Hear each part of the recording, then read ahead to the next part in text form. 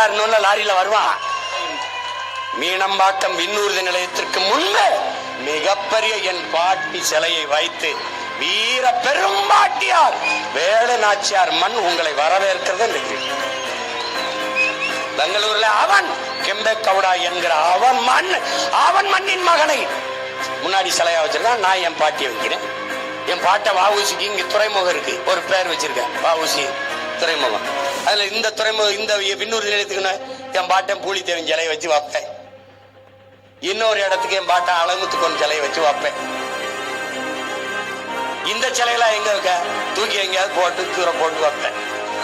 ஒருபோதும் பூமிக்குள்ள போட்டு புதைக்க மாட்டேன். ஏன்? எனக்கு பின்னாடி வர தலைமுறை கீழடியில சொன்ன மாதிரி தோண்டி இந்த சிலையை கண்டுபிடிச்சு இத நம்ம முன்னோர்கள் வணங்கியிருக்கான்னு நினைச்சு இந்த தரித்திரங்களை மறுபடி வழிபடக்கூடிய தெய்வமாக்கிடுவான். அதனால என்ன பண்ணுவேன், எங்கன நொறுக்கி எந்த பக்கத்துல சாலையை போட்டேன்னு எவனுக்கும் தெரியாது. கதை முடிச்சு நான் செய்ய வேண்டியது இல்ல. பேச்ச கேட்டுக்கிட்டு இருக்கான் பாத்தியா, அவன் கடப்பாறையோட வருவாங்க. இங்க நீ என்னுடைய காசுல நடத்துகிற போக்குவரத்துக்கு ஏன் தமிழ்நாடு அரசு போக்குவரத்து போட மாட்டேங்குது? அந்த நாடு அந்த பேரை வைக்கிறதுல உனக்கு என்ன வலிக்குது?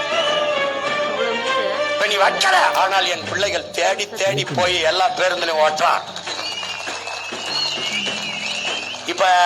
இப்ப நீ நீ நீ நினைக்கிறியா நான் சொல்லிதான் ஓட்டான்னு நினைக்கிறியா? இல்ல, அவன் உள்ளுக்குள்ள இருக்குது பாரு. இங்க தாய் முளைப்பாரோடு வீரம் உண்டது செந்தமிழ்நாடு. அந்த உணர்வு அவனை உசுப்பி போகுது. நான் சொல்லல. கடற்கரையில இருந்த சமாதி எல்லாம் இடின்னு நான் சொல்ல வேண்டியதில்ல. அண்ணன் பதவி ஏற்க போறாருன்னு லாரியில வருவான். அவன் கடப்பாறை மண் வச்சுதான் எடுத்துக்கிட்டு வருவான்.